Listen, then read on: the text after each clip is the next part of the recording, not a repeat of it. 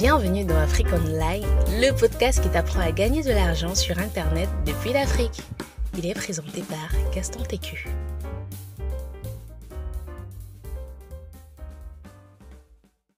Hey, j'espère que tu vas bien. Et oui, effectivement, tu peux devenir riche en te mariant avec quelqu'un qui est déjà riche ou bien en te mariant avec quelqu'un qui a déjà de l'argent. C'est une des méthodes de devenir riche. Je n'ai jamais dit que ces méthodes, ci sont les méthodes, je vais dire quoi, par excellence pour devenir riche, mais ce sont des méthodes pour devenir riche. Désolé, j'aime dire ça. Je fais que dire devenir riche.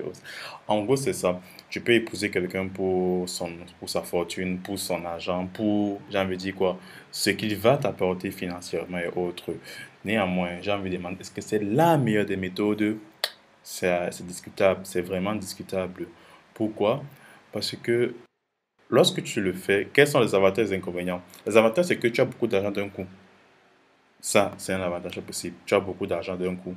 Et ça fait ce que ta vie change. Bon, c'est vrai que c'est une méthode un peu plus pour les filles, mais un garçon, s'il n'a pas d'amour propre, pas de fierté, encore moins de, je vais dire quoi, de force de caractère, je lui recommande de faire ça. Vraiment, je lui recommande de faire ça. C'est un truc vraiment qui va marcher du tonnerre.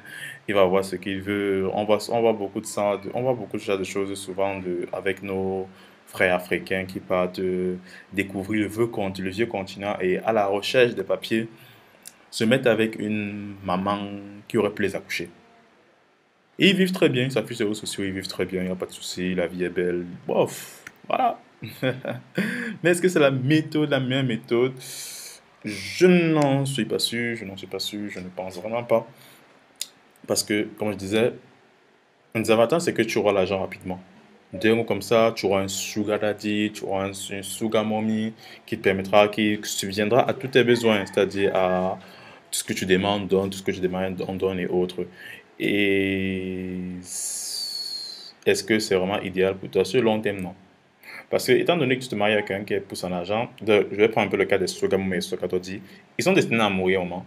Ils sont destinés à mourir au moment. Et ça parce que chaque fois qu'ils te donnent du poisson, mais ils ne t'apprennent pas à pêcher. Chaque fois qu'ils te donnent des poissons, mais ils ne t'apprennent pas à pêcher. Le jour alors que le pêcher ne sera plus là, comment tu vas continuer à faire pour te nourrir? Problématique. Tu n'auras plus d'argent, tu ne sauras pas en fait. C'est ça en fait le problème de ces méthodes. C'est qu'elles te rendent dépendant de la personne. Ça c'est sûr, elles te rendent vraiment dépendant de la personne. Et au finish, tu n'arrives pas à te développer toi-même. Tu n'arrives pas à développer ton propre potentiel toi-même. J'ai envie de dire que cette méthode est bien pour ceux qui ne veulent pas travailler, qui ne veulent pas se découvrir les talents, qui ne veulent pas apporter une plus-value dans la vie de leur famille. Et comme encore inconvénient, on peut dire quoi? Il y a souvent la honte, il y a souvent, même pas la honte pour toi, mais même pas la honte en te considérant, parce que généralement les gens qui font ça, tu te poses la question s'ils ont honte. Moi, tu te poses la question s'ils ont honte. Comment quelqu'un peut s'afficher avec une femme, vieille femme, un jeune homme, vieille femme, en train de l'embrasser sur les réseaux sociaux, est-ce qu'il est fier? Yo, après on dit que c'est l'amour. Ah, pardon, quand les histoires là. Bref. Voilà, il y a d'abord, je dis quoi, les gens vont très mal parler de toi et j'ai envie de dire que tu ne seras pas un modèle. Tu ne seras pas quelqu'un qu'on va dire, faut faire comme lui.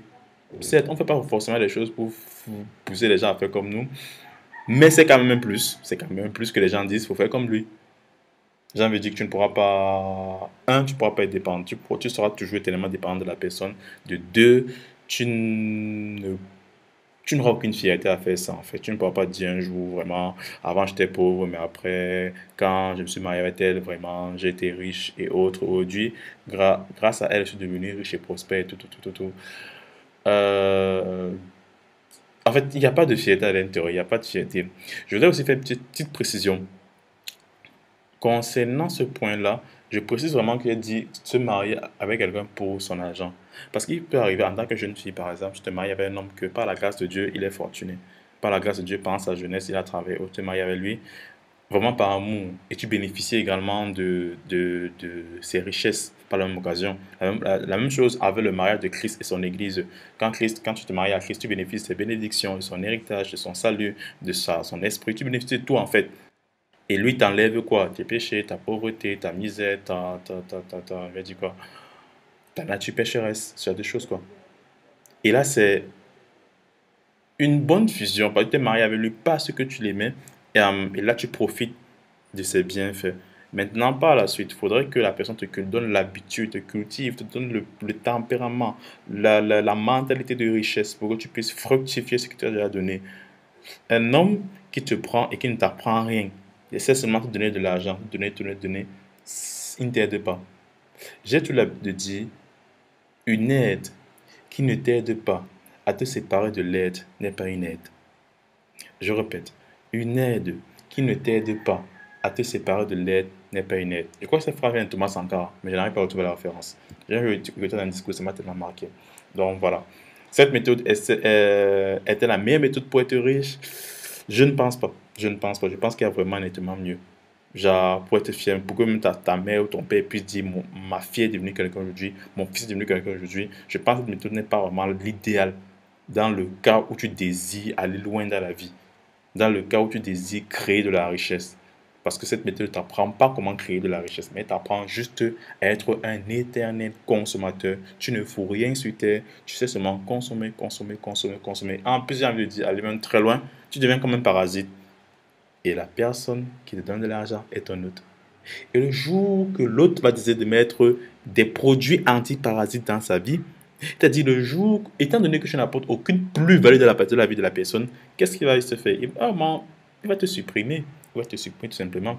Et comme, j'ai envie de dire, comme petite histoire, je me rappelle, il y avait quand j'étais à l'université, on avait eu un débat et autres avec une fille. Elle aimait beaucoup les sugar daddy. Elle disait que eux, ils gèrent bien, eux, ils financent bien, eux, machin. Et la question que j'ai envie de poser, c'est que, de façon sincère, tu apportes quoi dans la vie de la personne? Parce que tes fesses, là, c'est pas comme si tu es la seule fille au monde à avoir les fesses comme ça. Il y en a plusieurs et autres. Mais tu ne poses pas, tu apportes quoi dans la vie de la personne? C'est ça, en fait, que vous posez comme question. Bref, on a échangé par rapport à ça, elle était stoïque par rapport à dire que non, il n'est pas comme vous, il est mature, il est tout. Bref, au final, l'histoire finit bizarrement. C'est vraiment fini bizarrement et autres. Et voilà. Pour dire en fait que cette méthode n'est pas la meilleure méthode pour être riche. Il y en a plusieurs. Et demain, on va continuer sur notre programme de 14 méthodes pour devenir riche en Afrique. Là, j'ai donné une méthode qui n'est pas vraiment la meilleure méthode, mais qui peut être une méthode.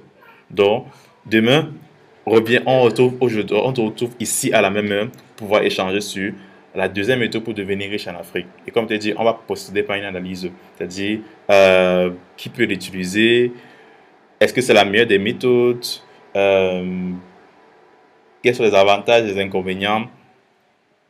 Bref, on va vraiment procéder par une analyse détaillée. Donc, on se dit donc, rendez-vous demain, même endroit, même heure. Ciao. Merci d'avoir suivi notre podcast.